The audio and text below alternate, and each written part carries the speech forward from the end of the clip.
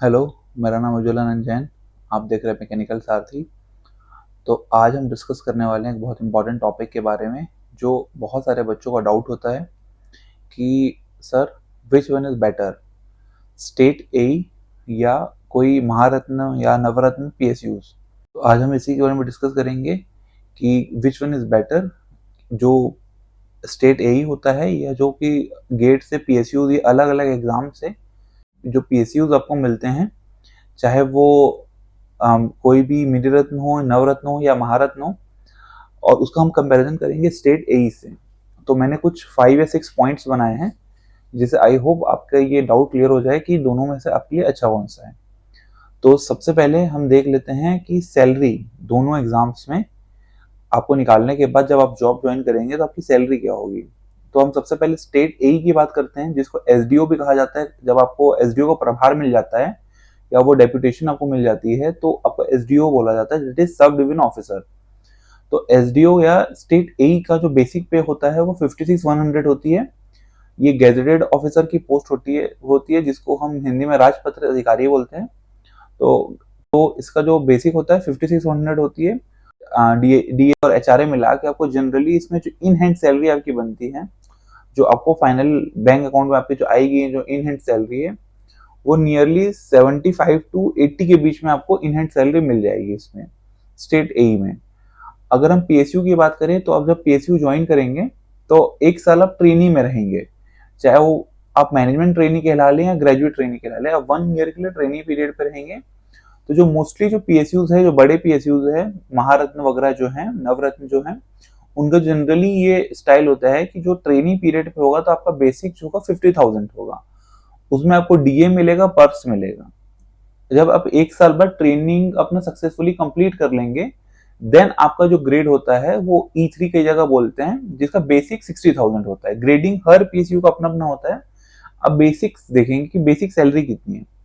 तो 1 साल बाद आपका 60,000 बेसिक हो जाएगा, उसमें भी आपको पर्क मिलेगा, डीए मिलेगा, कुछ पीएसयू एचआरए और ट्रेवल अलाउंसेस भी कई पीएसयू में काफी ज्यादा मिलता है।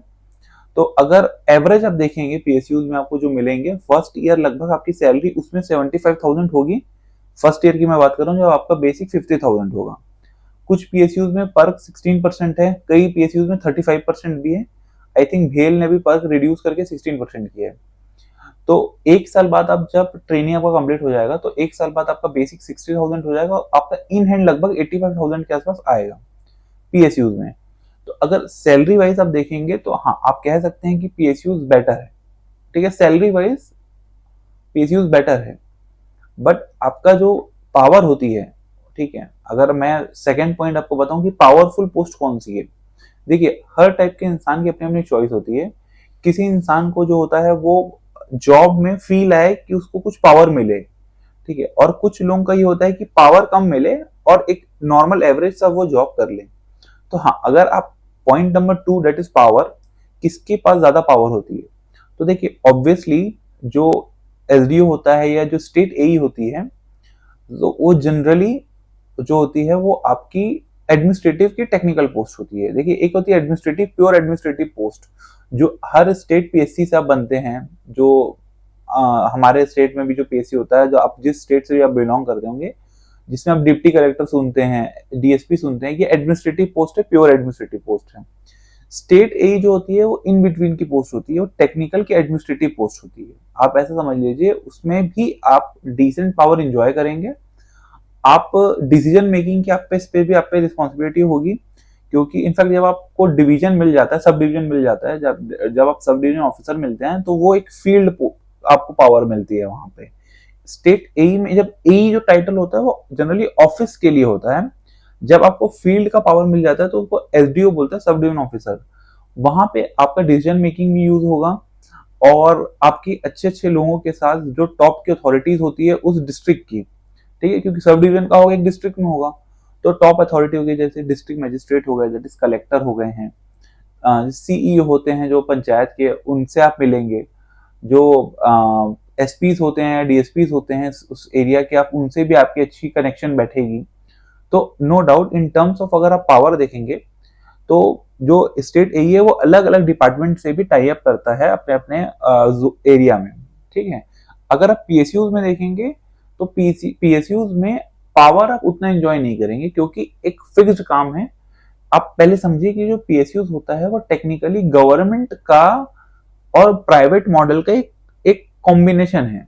कैसे? जैसे कि वर्किंग एनवायरनमेंट आपको रिलेटिवली थोड़ा प्राइवेट जैसा मिलेगा, बट थोड़ी सेफ्टी आपको गवर्नमेंट की मिल जाएगी, क्योंकि पीएसयू जो होते हैं वो 100% गवर्नमेंट जॉब नहीं है। पीएसयू जो होता है पब्लिक सेक्टर अंडरटेकिंग है, मतलब गवर्नमेंट के कुछ शेयर्स हैं इसमें।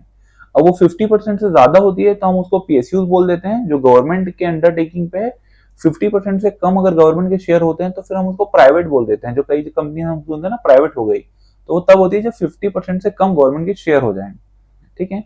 सो जो पीएसयू होते हैं, आप जब बहुत हायर अथॉरिटी में चले जाएंगे ना, लगभग 20 ईयर्स या 25 ईयर्स जब आप उस पीएसयू में सर्व करेंगे, तब थोड़े आपके पास ठीक ठाक पावर आ जाते हैं डिसीजन मेकिंग के। उससे पहले अगर आप सोचेंगे कि मैं डिसीजन मेकिंग में बहुत ज्यादा इन्वॉल्व होऊंगा या बहुत ज्यादा मुझे बड़े लोगों के साथ बैठने मिलेगा, तो ऐसा नहीं होता। आपका जो रूटीन काम है आपको वो करनी है और वापस अपने घर आना है। ठीक है, तो इससे आपको क्लियर मिल जाएगा आइडिया। अब थर्ड जो होती है वर्किंग कंडीशन। मैं हूं या बहुत सारे इंजीनियर्स होंगे, उनके लिए वर्किंग कंडीशन मायने रखती है। तो जो थर्ड पॉइंट है वो है वर्किंग कंडीशन की। देखिए, जो स्टेट एई होता है वो मोस्टली जॉब आपको ऑफिस होता है, प्लस कुछ पोर्शन आपको साइट या प्रोजेक्ट देखने होते हैं। पूरे टाइम साइट में आपको नहीं रहना होता, आपको ऑफिस का भी काम देखना है। आपके अंडर जो जूनियर इंजीनियर होते हैं और अंडर जो टेक्नीशियन होते हैं और अलग अलग डिपार्टमेंट में जो अलग अलग क्लर्क होते हैं, उनको आपको मैनेज भी करना है साथ में। ठीक है, तो आपका जो मोस्ट ऑफ द जॉब होता है, क्योंकि आपका इसमें एज अ काम आपका एडमिनिस्ट्रेशन का है, टेक्निकल नॉलेज जिसके पास है उसका एडमिनिस्ट्रेशन का काम है आपका। सो यहाँ पे आपका जो जॉब का जो कंडीशन होगी वो काफी अच्छी होती है, क्योंकि मोस्टली आप ऑफिस में होते हैं।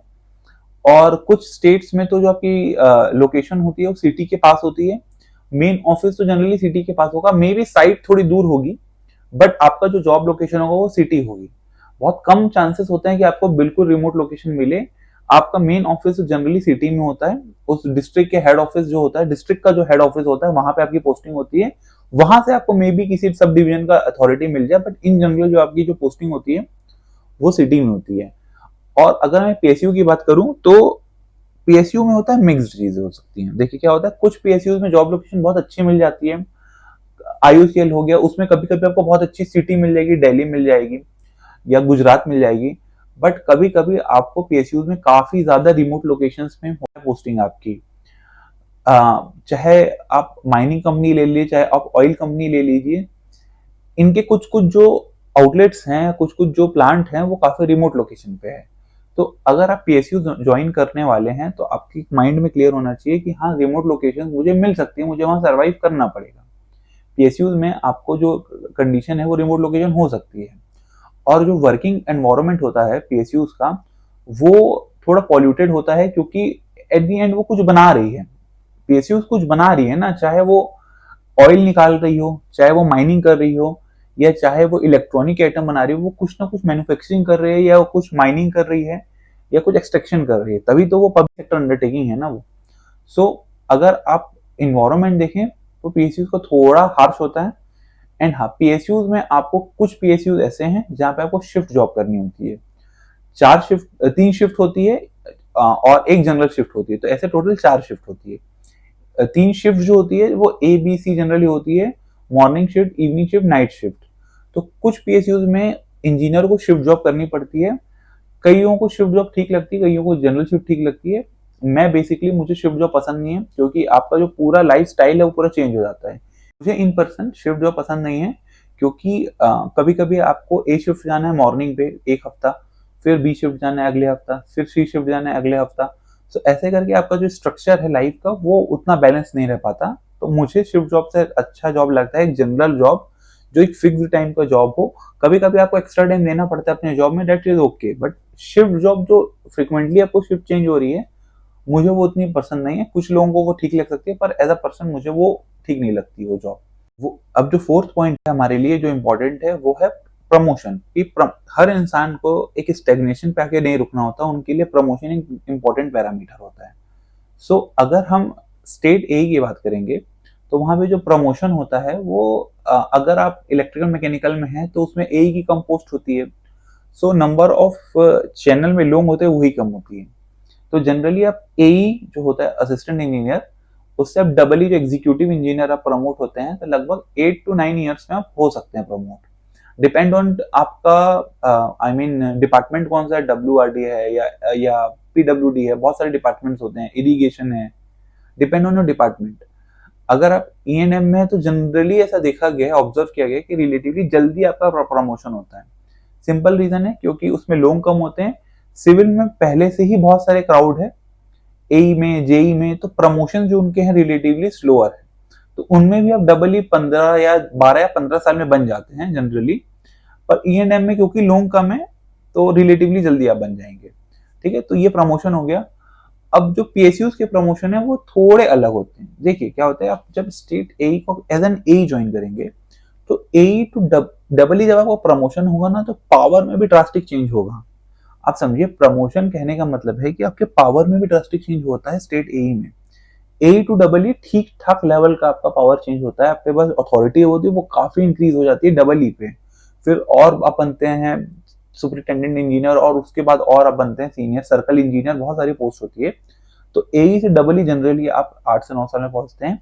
उसमें प्रमोशन का जो पावर है वो काफी ड्रास्टिक चेंज हो जाता है आपका, एज कम्पेयर टू अगर आप पीएसयूज में देखेंगे वहां पे आपका पहले ग्रेडिंग चेंज होता है। ग्रेडिंग मीन्स जैसे कि आपने ज्वाइन किया एज एन E2, 1 ईयर का आपने ट्रेनिंग कंप्लीट किया, फिर आप E3 में एब्जॉर्ब हो गए। E3 के बाद आप E4 जो ग्रेड होता है 60,000 आपका बेसिक है, 60 to 70,000 जब आपका बेसिक होगा वो आप E4 ग्रेड पे जाएंगे तब आपका 70,000 बेसिक होगा, तो उसमें आपको 4 से 5 साल लगेंगे। ऐसे करते करते आपका E3, E4, E5, E6 करके होता है। काफी हायर अथॉरिटी में जब आप जाएंगे E7, E8 तब आप पहुंच जाएंगे। अगर आप पहुंचे वहां तक तो तब आपको पावर का ड्रास्टिक चेंज मिलेगा, वरना आपका ये बहुत ज्यादा चांसेस हैं कि जो आप एज एन E3 ऑफिसर जो जॉब कर रहे थे पीएसयू में, E4 में भी आप सेम जॉब कर रहे हैं, सिर्फ आपका नाम के लिए प्रमोट हो गए हैं पर आपका अथॉरिटी वही है सेम। E5 में भी कई बार आप सेम काम कर रहे होते हैं। तो प्रमोशन जो होता है पीएसयूज में वो मोस्टली सैलरी वाइज होता है, क्योंकि जैसा आप सब जानते हैं कि जो पीएसयूज होते हैं वो at the end profitable organisation ही है गवर्नमेंट की अंडरटेकिंग की। सो मनी वाइज आपका जरूर प्रमोशन होता है बट पावर वाइज नहीं होता पीएसयूज में उतना। ठीक है, तो ये जो हमारा था ये पॉइंट बहुत इंपॉर्टेंट था कि आपका जो प्रमोशन चैनल है वो किस तरह से होता है। ठीक है, सो अब जो हम नेक्स्ट पॉइंट देखते हैं, चलिए क्या है, वो है पॉलिटिकल प्रेशर। देखिए स्टेट ए में आपको पॉलिटिकल प्रेशर थोड़ा मिलेगा क्योंकि एट द एंड वो टेक्निकल की एडमिनिस्ट्रेटिव ही जॉब है। सो आसपास के पॉलिटिकल पार्टी आपको आपसे इंटरेक्ट करेंगे, और आसपास की हो सकता है लोकल पॉपुलेशन भी जो है वहां की वो भी आपसे इंटरेक्ट करे, तो हाँ आपको मैनेज उनको करना पड़ता है क्योंकि एट द एंड आप एडमिनिस्ट्रेशन ही कर रहे हैं टेक्निकल एरिया का। सो हाँ आपको आसपास के लोगों से आपको थोड़ा मतलब देखना पड़ता है चीजें कि आसपास में कैसी चीजें सही हो रही है कि नहीं हो रही हैं, या जो आपका जो जिस जगह पे भी आप हैं वहां की चीजें बाकियों को तो इफेक्ट नहीं कर रही है। आसपास के जो लीडर्स हैं उससे भी आपको बीच में बात करनी होती है, क्योंकि जो भी आप सर्विस कर रहे हैं, जो भी आपकी जो जॉब है वो मोस्टली सर्विस जॉब होती है, तो उससे पब्लिक को प्रॉब्लम ना हो। सो पब्लिक के जो रिप्रेजेंटेटिव होते हैं जनरली वो एमएलए होते हैं या पार्षद होते हैं, या अगर थोड़ी रिमोट में अगर आपकी साइट्स है तो वहां पे पंचायत होती है तो सरपंच होते हैं, उनसे आपको डील करना पड़ता है क्योंकि वो पब्लिक के रिप्रेजेंटेटिव हैं। ठीक है, अगर आप सबसे अच्छे से अपना काम ईमानदारी से करेंगे तो मुझे नहीं लगता कि कोई खास आपको प्रॉब्लम होती है। आपको एज एन, क्योंकि आप एडमिनिस्ट्रेटिव पोस्ट पे हैं, इतने अच्छे अपने एग्जाम निकाला है, आप इतने पढ़े लिखे हैं, तो वो सब आप विद टाइम आप सब सीख जाते हैं कि आपको कैसे काम करना है, क्योंकि एक टाइम ही है जो इंजीनियर को सब कुछ सिखा देता है एट दी एंड, तो विद टाइम आप वो काम सीख जाएंगे। ठीक है, पीएसयूज में अगर आप देखेंगे कि पॉलिटिकल प्रेशर तो उतना नहीं होता, पीएसयू के अंदर ही जो आपका है सीनियर जूनियर वही गेम चलता रहता है, बाहर से उतना पॉलिटिकल प्रेशर नहीं आता। जब आप बहुत ऊपर ग्रेड पे पहुंच जाएंगे तब आपको पॉलिटिकल पार्टी से डील करना होता है पीएसयूज में, सेंट्रल की हो या स्टेट की हो, मिनिस्ट्रीज हो, उनसे आपको डील करना पड़ता है, पर वो बहुत हायर अथॉरिटी पे होता है। आप जिस लेवल पे पीएसयू ज्वाइन करेंगे वहां से वहां का सफर बहुत बड़ा है। सो स्टार्टिंग में आपको कुछ नहीं वो सब मिलने वाला, आपको सिंपल अपनी जॉब करनी है, जिस शिफ्ट में भी आप जॉब कर रहे होंगे वो आपको शिफ्ट जॉब करनी है, वापस आना है घर। ठीक है, तो ये हमारा पॉइंट था। अब जो लास्ट एंड फाइनल पॉइंट है जो बहुत इंपॉर्टेंट है, जो कि एक इंसान का पूरा जॉब देखने का नजरिया बदल देता है, डेट इज जॉब सिक्योरिटी। आप इतना मेहनत करके अगर कोई एग्जाम निकाल रहे हैं तो आपको एटलीस्ट जॉब सिक्योरिटी होनी चाहिए, क्योंकि अगर जॉब सिक्योरिटी आपको नहीं मिली तो आप फिर प्राइवेट में ही जॉब कर लेते हैं। आप इतना एग्जाम निकालने के लिए तैयारी, अपने इतना वक्त, इतना इंपॉर्टेंट प्रीशियस टाइम क्यों देते हैं? तो देखिए, स्टेट एई हो या स्टेट जेई भी हो या स्टेट की कोई भी पोस्ट हो, वो टोटल 100% गवर्नमेंट जॉब होती है। 100% मैं क्यों ऐसा बोल रहा हूँ अभी आप अगली लाइन में आप समझ जाएंगे। जो भी स्टेट की जॉब होती है वो 100% गवर्नमेंट जॉब होती है, क्योंकि वो स्टेट की सर्विसेज की जॉब है। ठीक है, वो कोई प्रोडक्ट की जॉब नहीं है, वो एक स्टेट की जो सर्विस होती है। पीडब्ल्यूडी है वो रोड बनाएगी स्टेट में, स्टेट पीडब्ल्यूडी जो होती है। जो स्टेट का वाटर सोर्स डिपार्टमेंट है वो डैम्स को मेंटेन करेगा। इरिगेशन डिपार्टमेंट है जो सिंचाई होती है उसको वो मॉनिटर करेगा। जो पाइप के डिपार्टमेंट है वो पाइपलाइंस को चेक करेंगे। ये सर्विस डिपार्टमेंट है, ये टोटली ओन्ड होती है, टोटली ओन्ड या टोटली मॉनिटर या तो आप जो भी समझिए, ये 100% गवर्नमेंट के पास होती है इसकी अथॉरिटी। ठीक है, तो आप 100% गवर्नमेंट एम्प्लॉय होंगे। इनफैक्ट अगर आप एई ज्वाइन करेंगे एज अ गेजेटेड ऑफिसर, सो आपको अगर होप सो ऐसा कभी ना हो, अगर आपको कभी जॉब से टर्मिनेट भी करेंगे ना तो उसमें भी आपको स्टेट के गवर्नर की परमिशन लगती है और जेन्युइन रीजन देना पड़ता है गवर्नर को भी आपको रिजाइन करने में, आपको टर्मिनेट करने में। ठीक है, और अगर आप पीएसयू की बात करें तो देखिए पीएसयू भी सेफ जॉब है, बट प्रॉब्लम वहां यही है कि पब्लिक सर्विस सेक्टर का जो अंडरटेकिंग है वो गवर्नमेंट 100% नहीं होती।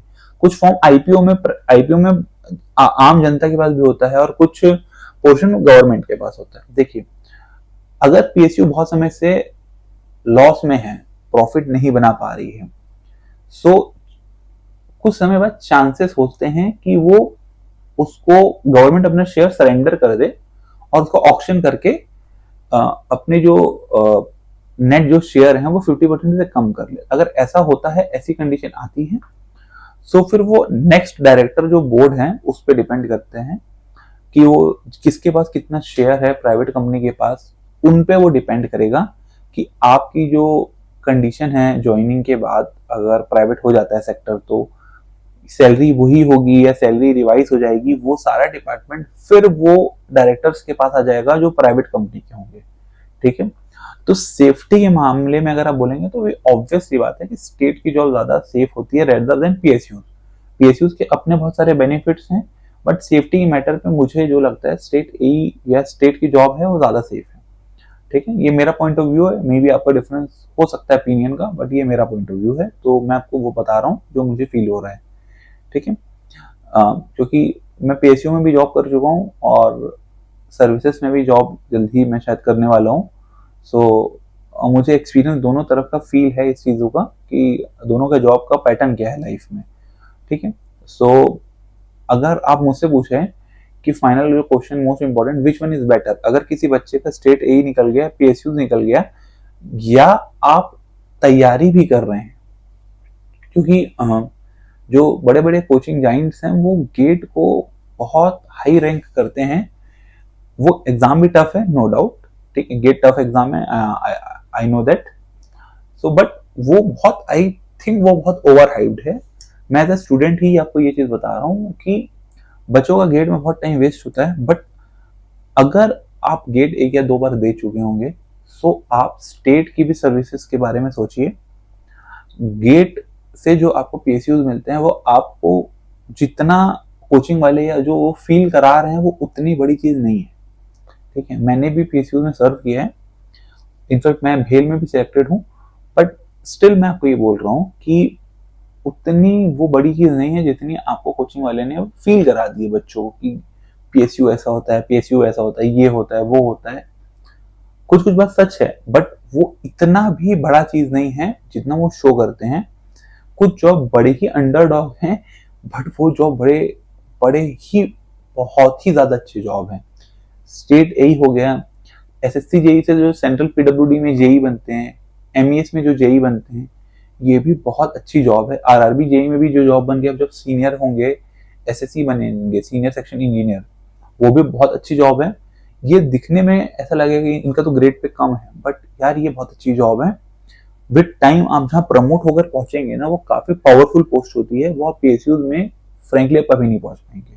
पीएसयू आपको मनी दे देगा, बट वो आपको जो फील है ना पावर का, कि यार मैं अगर इतना पढ़ा हूं तो मेरा कुछ नॉलेज तो यूज हो, गवर्नमेंट को हेल्प दो, पब्लिक के तो यूज आए, तो वो आपको सिर्फ इन्हीं पोस्ट से मिल सकता है जो स्टेट की होती है, या सेंट्रल पीडब्ल्यूडी होती है, या आरआरबी जेई होती है। ठीक है। पीएसयू जनरली थोड़े टफ होते हैं, वर्किंग कंडीशन भी थोड़ी टफ होती है, सैलरी बहुत अच्छी होती है, मेडिकल फैसिलिटी बहुत अच्छी है पीएसयू की, नो डाउट। बट अगर आप मुझसे पूछे वन लाइन में कि सर आप चूज क्या करेंगे, कि अगर आपका स्टेट में यही हो गया है या पीएसयू हो गया है, या आपने एक दो बार गेट दे दिया है और अब आपको फिर से फील होता है, एंजाइटी हो रही है कि मुझे गेट ही देना चाहिए, क्योंकि गेट इतना बड़ा एग्जाम है, इतना हाइप है उसकी, AIR 1 को ये होता है, AIR 2 को ये होता है, AIR 100 को ये होता है, तो सर मुझे भी अचीव करना है वो चीज, और आप उसमें पूरी एनर्जी अगर आप दे दें, तो आप इससे पहले ये भी सोच लीजिए कि ये भी जो एग्जाम्स है बहुत रेप्यूटेड एग्जाम्स हैं। अगर आपके स्टेट में ये पोस्ट आती है, कई जगह बहुत सारी आती है, कुछ स्टेट्स में थोड़ी कम आती है, सो आप इसकी तैयारी करने लग जाइए। आप अगर किसी स्टेट में नॉन टेक आता है तो आप नॉन टेक पढ़ लीजिए, जहां नॉन टेक नहीं आता तो क्या आता है आप उसके अकॉर्डिंग पढ़ लीजिए। सिर्फ गेट को ही आप एकदम हवेले में लेके मत चलिए। तो जो मेरा पॉइंट है कि मुझे स्टेट ए ज्यादा फार बेटर लगता है पीएसयू से, ये मेरा चॉइस है, आपकी चॉइस अलग हो सकती है, बट जो मेरा चॉइस है वो यही है कि स्टेट ए मुझे ज्यादा अच्छी लगती है, क्योंकि आप एक तो अपने स्टेट में रहेंगे, आपका स्टेट अपने इतने समय से रहा है, तो आपकी यहाँ पे ठीक ठाक पहचान होगी, सो आप यहाँ पे एक अच्छी लाइफ जी सकते हैं, और सैलरी भी डिसेंट है, सैलरी कोई बेकार नहीं है, बहुत अच्छी सैलरी है, और अच्छी जॉब है, जॉब लोकेशन भी डिसेंट है। सो मेरे लिए state A is far better than PSU. So ये वीडियो यहीं तक था, तो मिलते हैं नेक्स्ट वीडियो में, तब तक आप लोग पढ़ते रहिए, और all the best for your next exam. Thank you.